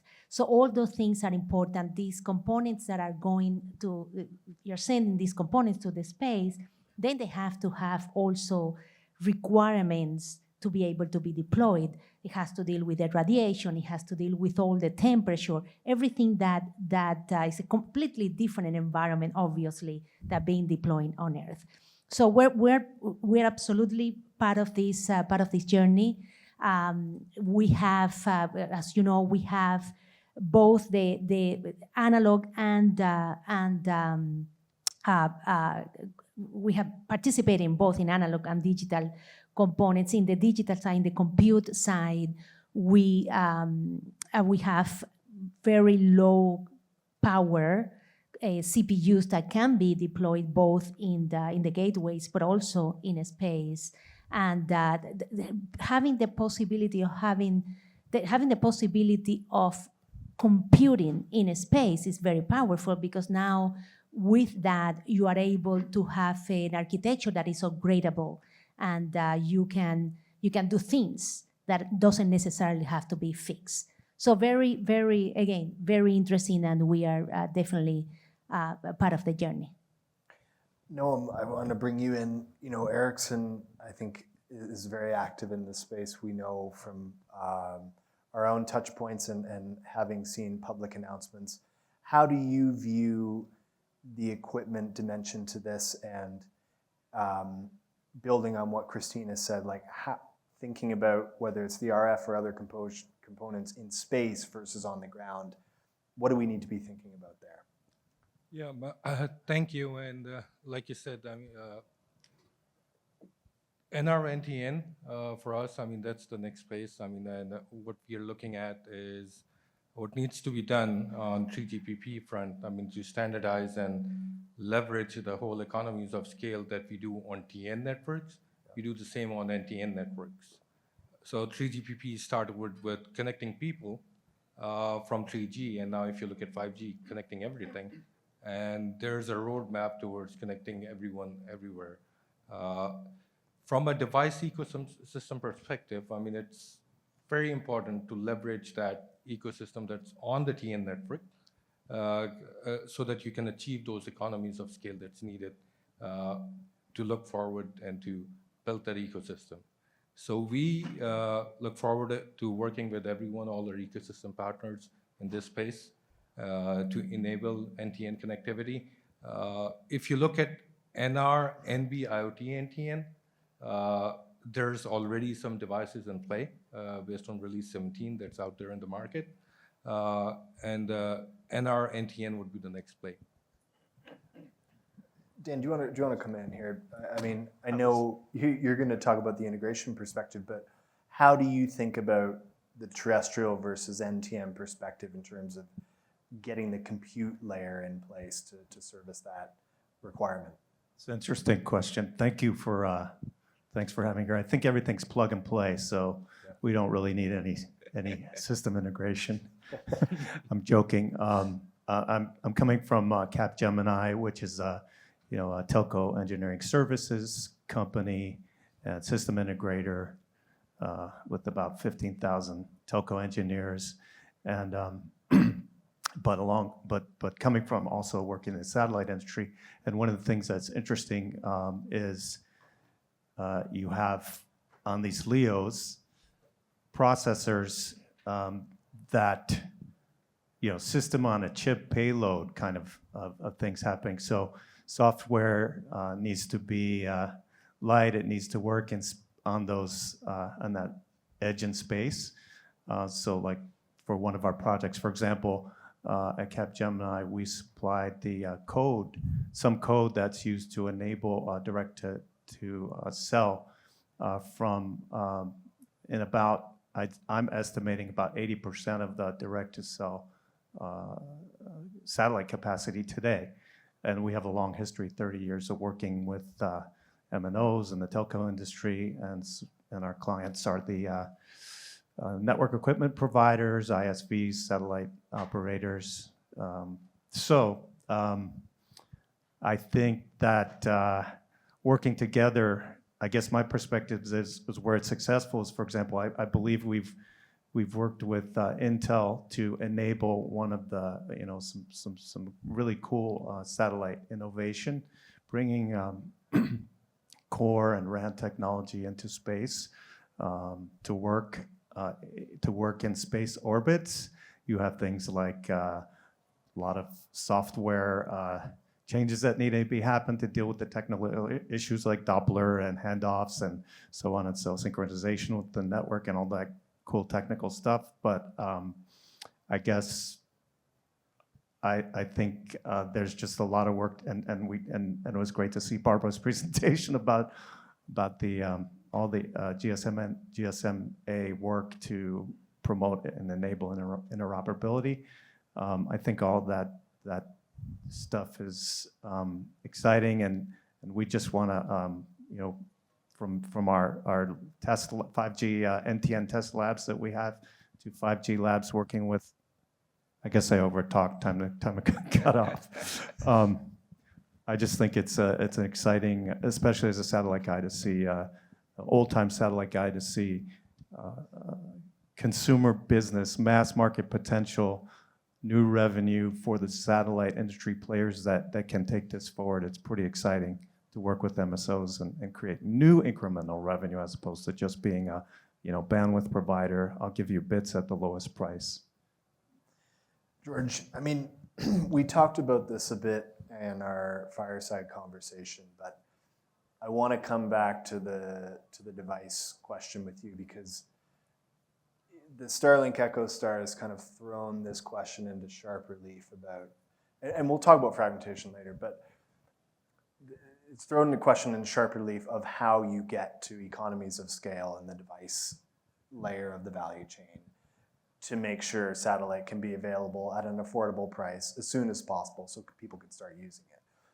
Like, how do you think the device OEMs are thinking about this now? Like, do you see the MSS harmonization prevailing ultimately and sort of that driving the device roadmaps, or are there other things that are creeping in the proprietary route that we need to be mindful of here that might change the trajectory up till now? I think that we're still in early stages now. I mean, you don't really have a commercial deployment for NTN services except for Skylo, quite frankly, that has maybe 10 million subscribers on their system, operating to a geostationary satellite, right? It is a very different environment that we're in here compared to where we're going to be in 2 and 3 years' time. And there are lots of different factions, and they're all looking at this, a little bit differently. As I sit down with the handset manufacturers, it's complicated, right? I say, when are you going to have devices that are frequency compatible? How quickly can we move there? And they say, well, the chipset guys need to have the chipsets available with the right kind of capabilities, and then we need a satellite to be able to test on, right? It's one thing to do it in a digital environment. It's another thing to actually have a real world constellation up. So what we'd like you to do is to launch your 100, 200, 15,000 satellites, and then we'll build compatible systems, which is not what a satellite network operator wants to hear, because as you spend that much money, you want there to be a ready-made market in order to be able to sell services into. So the device manufacturers have a particular perspective. You talk to mobile network operators, and not each mobile network operator is the same as any others. I sit down with partners in sub-Saharan Africa, and their biggest issue is, how do I turn off 2G networks, right? How do I? Because that is material to me. That is huge for me. And from an NTN perspective, it's relatively easy to have a sort of 2G equivalent service, voice and texting. That's not what the bandwidth demand is. In terms of creating a seamless solution, you talk with Verizon or AT&T, they have a very different perspective, right? So even as we design these systems, we talk about them having a sort of a 3G type of service in terms of throughput capability, which is fine for what most people use, right? It's voice, it's texting, it's enough data to make your apps work, it's simple web browsing, it's email, it's what you are likely to want to do as you transition out of a covered area, right? If you're on the edge of coverage, you don't. I'm sure that there are some people that want to stream, the latest episode of Netflix, but that's not where the demand is. And you have this dynamic, and Tim, you definitely know this, where 10 to 20% of users are using 70% of network capacity. Those users are going to be disappointed on these systems, irrespective of who's launching it, whether it's SpaceX or Omnispace or anybody else. So as you look at building out these systems, there are a number of elements of the community that need to be served, and as we roll out these services over the course of really the next 2 years or so, these things will start to play out.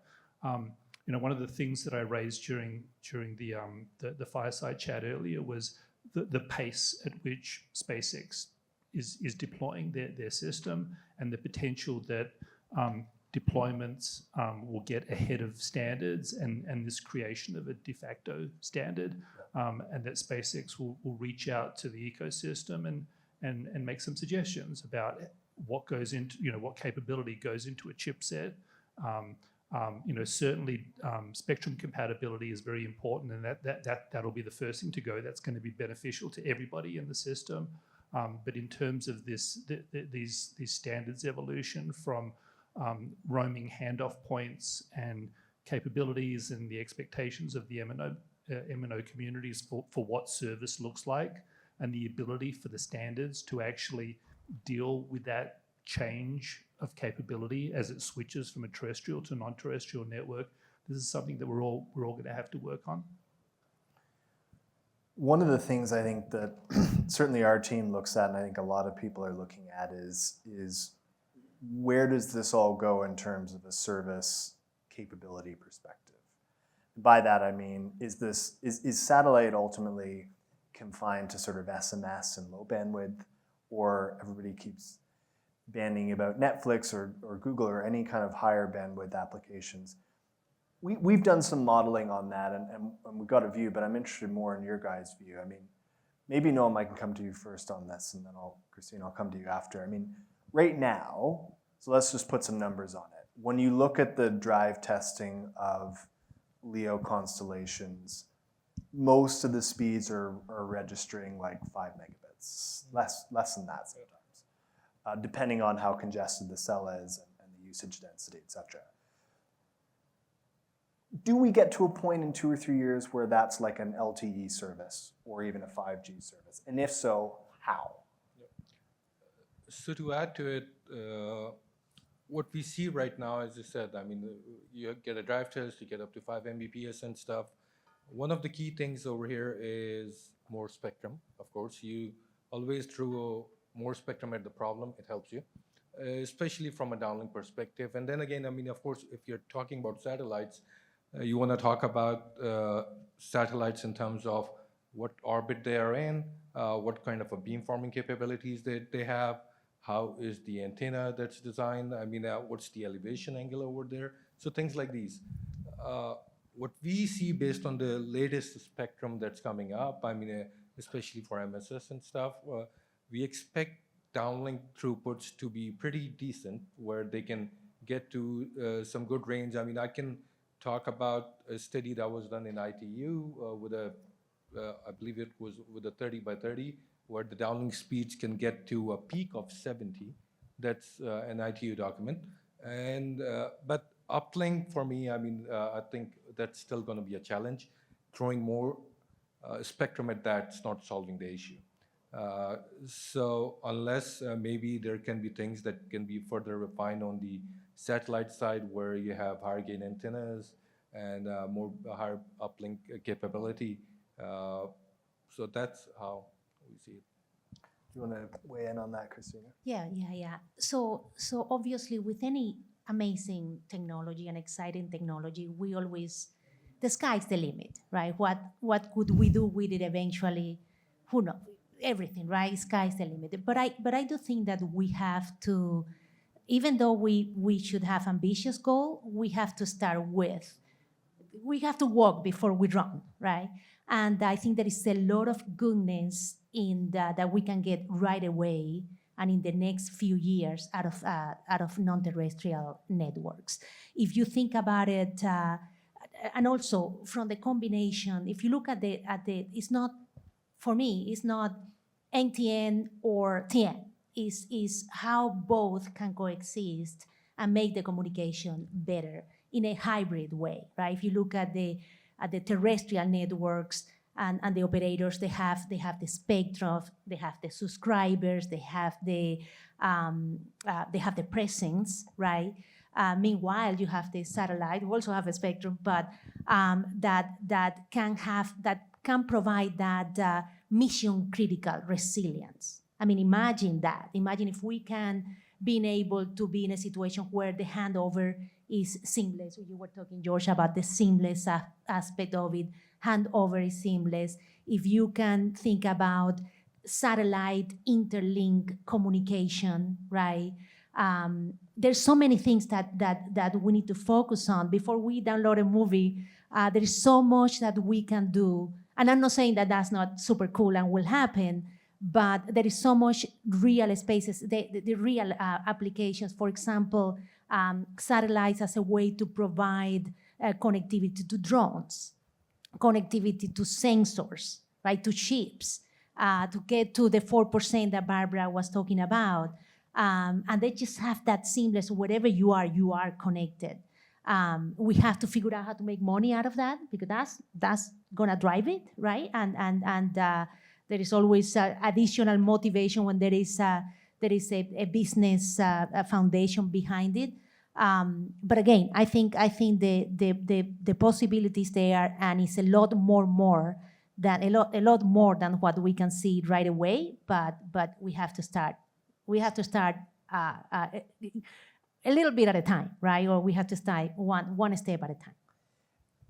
Dan, I'll come to you in a minute on the implementation, but George, I want to just first get your input on this as well. I mean, you work for a satellite operator. You have, plans to launch a constellation and have that constellation serve real people in the real economy with real service. What's your take in terms of service performance evolution? What's realistic versus what's just kind of pie in the sky, nice to talk about? And I guess second bolted question to that is, how important is it, do you think, to the consumer value proposition that services do improve and get to kind of parity with what we'd have on a 4G? Or does that not actually matter? Does it just need to be coverage for emergency voice calls and text that ultimately will win the day? I think you need to be able to get to a service quality that's going to appear seamless to the majority of users, right? As you talk about how these networks are going to integrate, there have been people that have sort of speculated, SpaceX has the ability to spend $17 billion on spectrum and to deploy, a constellation of 15,000 satellites. Is SpaceX going to be the de facto mobile network operator for the world? And the answer is no, that's just not ever going to happen, just because of the physics that we're dealing with here. Even as you look at, not to exceed 15,000 satellites, that's going to require a lot more spectrum than SpaceX has acquired. The capabilities of that type of constellation, which is a huge constellation, it's able to serve in the order of 5% of global data demand, right? And the thing is, global data demand is growing by an average of about 15% a year. And so SpaceX has to launch more than 2,000 satellites just to keep pace, right? To be able to continue to serve, that 5% of demand. And so 5% is a lot. It is material. As you look at users in remote areas, on the edge of network, in and out of the edge of network, that can give you a very, very high quality capability, right? But it is that you're not serving the 95%.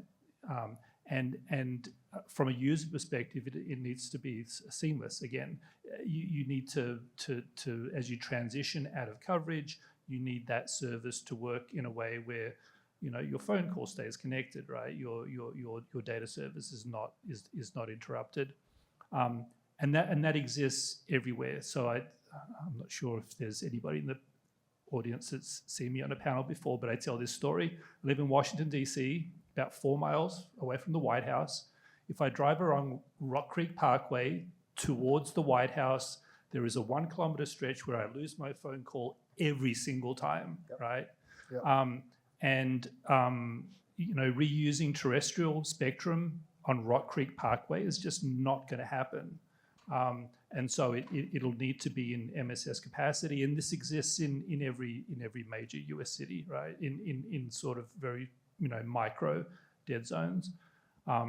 As you get to developing markets where there are people that are perpetually outside of coverage, and there are many people, and there's a coverage gap, there's a usage gap that's even larger because of the economics of being able to afford a handset. But those are very large markets, and those, I think, are markets that we need to be sort of uniquely focused on serving. This is the way that we can change the world, not by making sure that I maintain my phone connection inside of Washington, D.C. Yeah. So Dan, take us back to basics in terms of, from a systems integration perspective, like we're dealing with trying to merge two different systems into something that works seamlessly. If I am a mobile operator thinking about a partnership with a satellite company, and I don't have one yet, what are the things that I need to think about to integrate my network cost effectively at a fast as possible time to market? From your experience, what are the key things we need to be thinking about to get the integration right? Well, first of all, partner with, you might not be able to do it yourself, so you might need to staff up, you might need the expertise, and just so it's out there. We're working with some big telcos, we work with the equipment, we have a strong ecosystem. So that's what a system integrator can bring is, strong relationships from, we say, chip to cloud, terrestrial network, the satellite network. But I just want to note one thing which I heard, which was really cool, which is that we're talking about satellite taking up to 5% of the market. As a longtime satellite industry person, it's usually like, we know we're under 1% and we're gonna stay that way. So that's hopeful. Yeah, so there are things to think about. Your roaming, your infrastructure operations, your business systems, how you're going billing, and also for the satellite operators. I think I'll turn it around.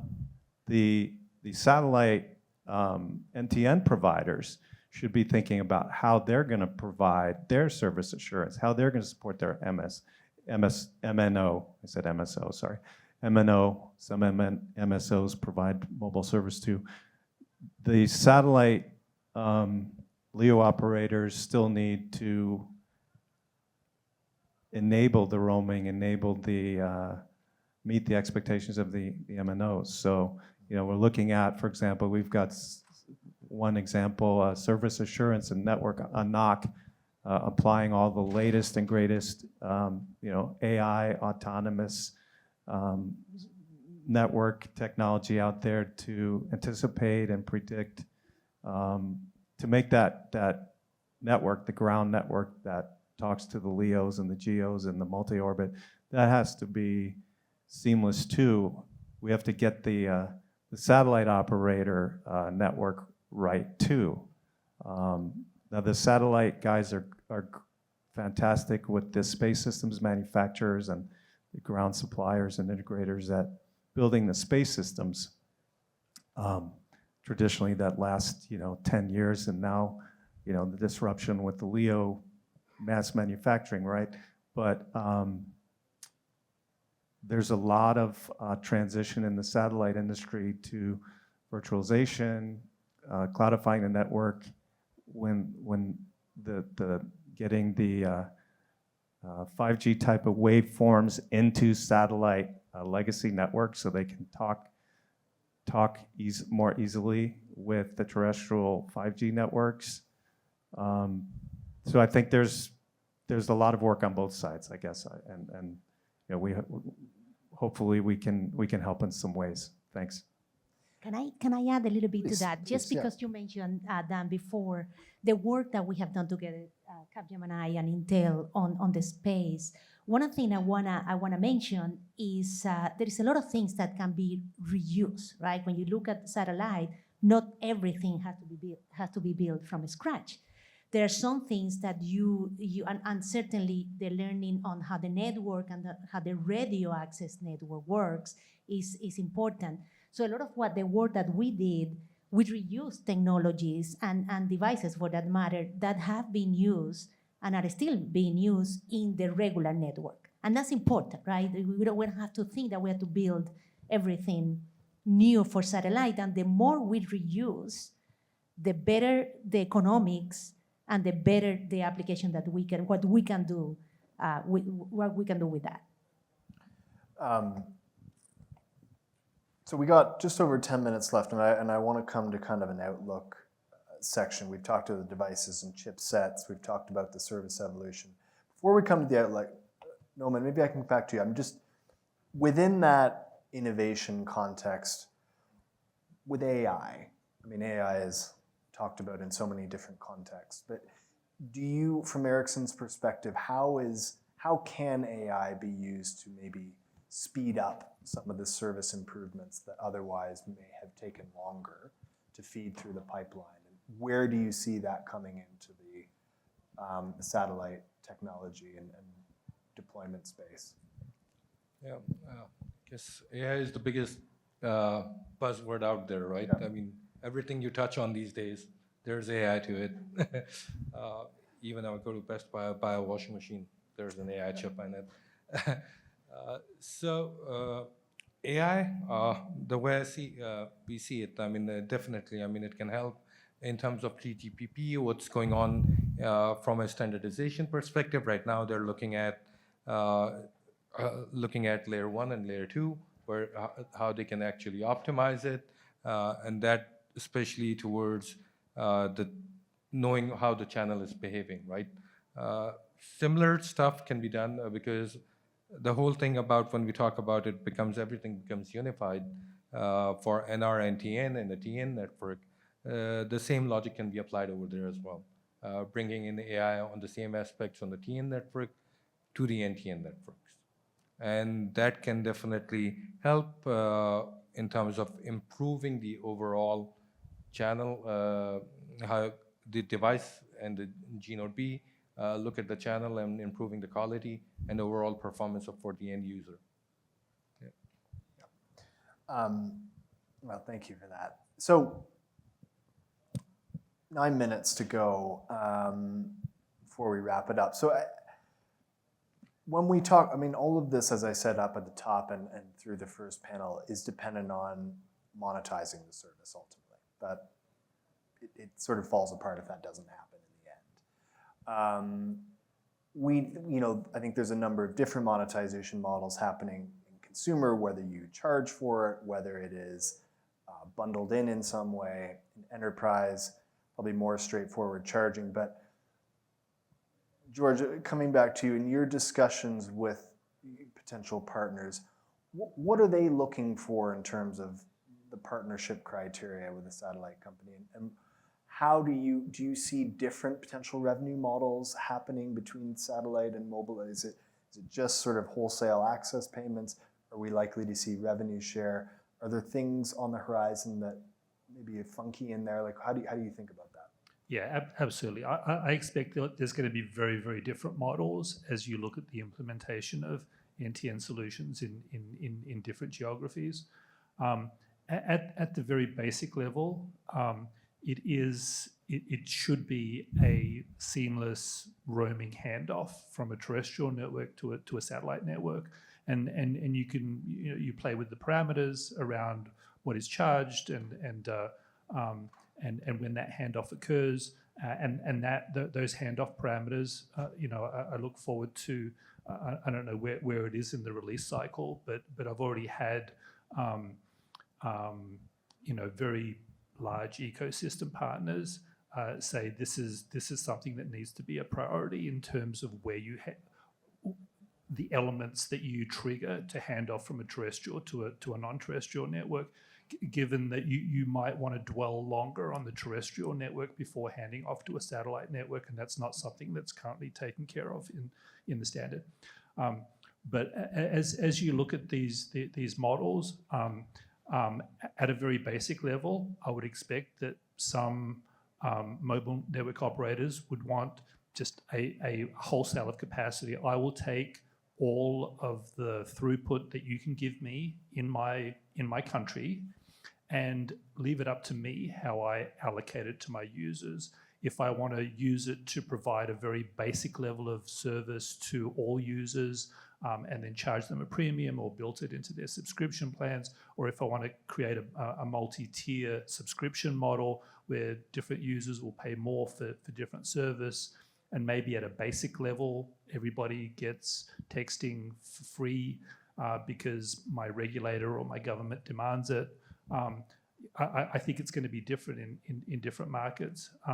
Even as we look at different geographies, different levels of economy, that is going to dictate the model in some markets. You showed some numbers earlier in the session, Tim, that showed call it a $30 to $35 billion retail market by 2035. Our numbers independently developed and some with GSMA Intelligence as well show very similar numbers, growing to 40 billion plus in 2040.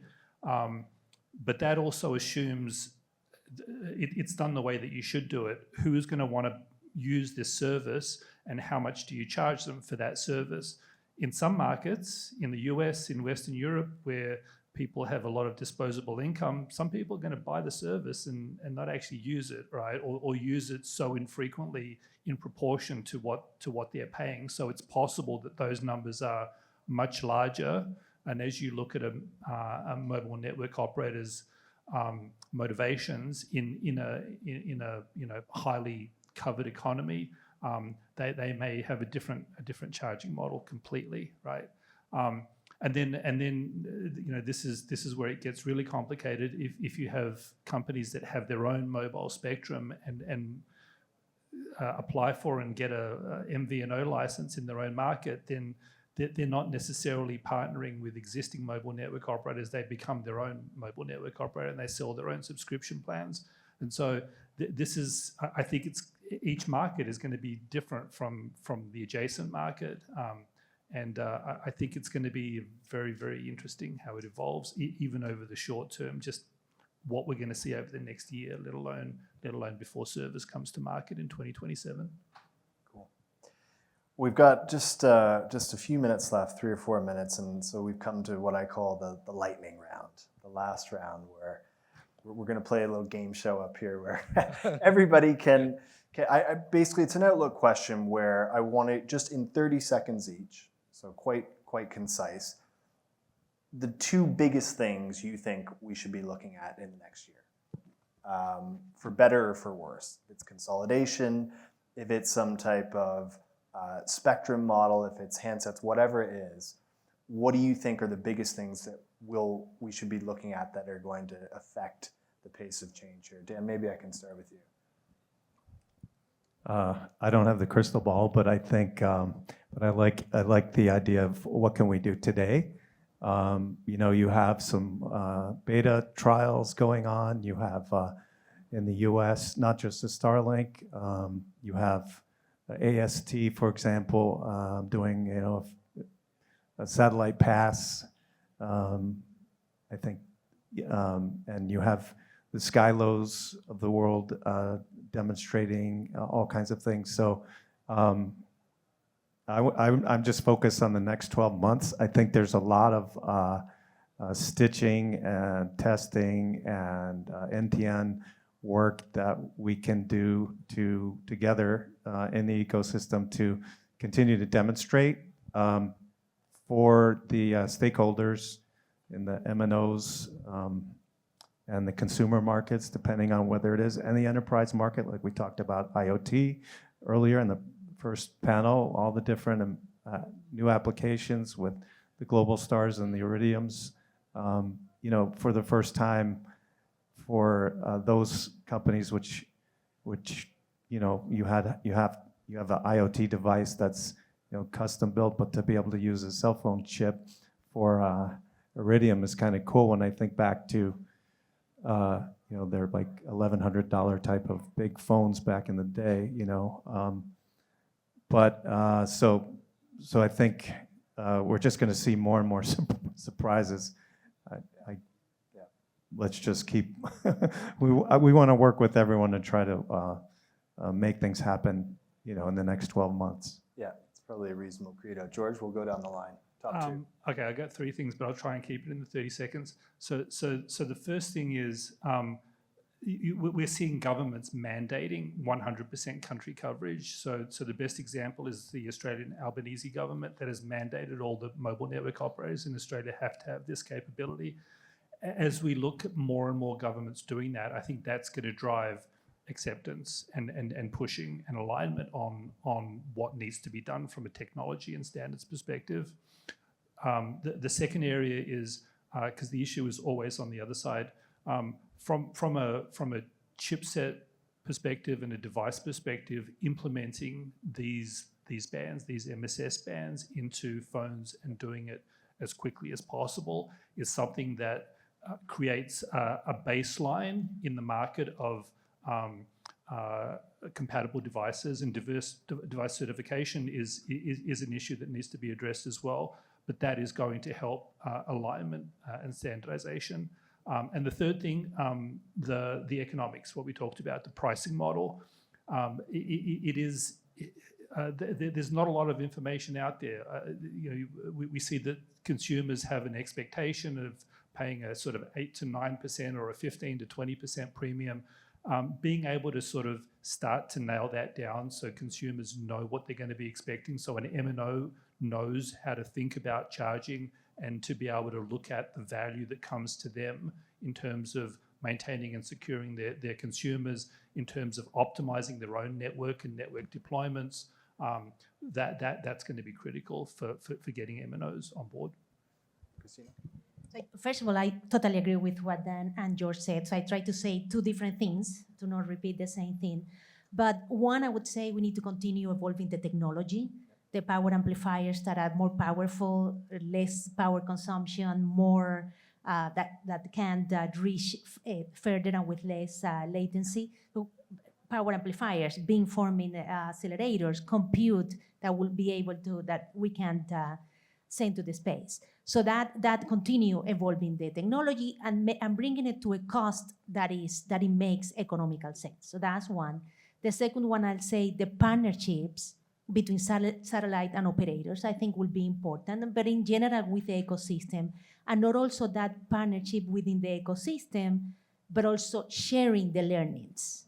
So we don't have to, so the whole industry can move and not every single participant has to start from scratch. Yeah, that's a good one. I mean, disclosure and transparency is very key to validate some of the theory here in terms of how this is marketed. Noman, last word to you. Two things. Two things, okay. A lot of my esteemed colleagues, I mean, they have added a lot to it, and some of the points that I've been thinking to device ecosystem, of course, that's one of the key. And having native capability, because that's when your antennas that are in the device, they get designed in a way to support that connectivity, right? So you want to optimize that piece. That's the key. The industry needs to come together to work and scale that up. From a 3GPP and open forum perspective, I mean, we need to look at working together in open forums, such as 3GPP, GSMA, or MSSA, or ESA, bring everyone together. And from a regulatory perspective, I believe it's heading in kind of the right direction, but there are a few things that needs to be looked at, like E164, where they need to go back and see, I mean, what's the local framework, because it's typically based on regional basis. But these are a few things, I think, yeah. So much. So we had testing and validation, unit economics, sharing information, standards alignment. I mean, we could go on, but that has brought us to the end. I'm afraid to say, my friends, there is always more to talk about on this subject, and we will be hosting a number of other summits at our other events and at our MWC in Barcelona in March. So I'm sure there will be a lot more to talk about. But thank you, everybody, so much for coming out today. All the content will be on the website. I've said that before, I'll say it again, GSMAintelligence.com, the videos, the presentation slides. And if you do have any questions, get in touch with us. But it just leaves me to say thank you once again, guys, so much. We really appreciate it coming up and sharing your thoughts today. So. Thank you for having us. Thank you.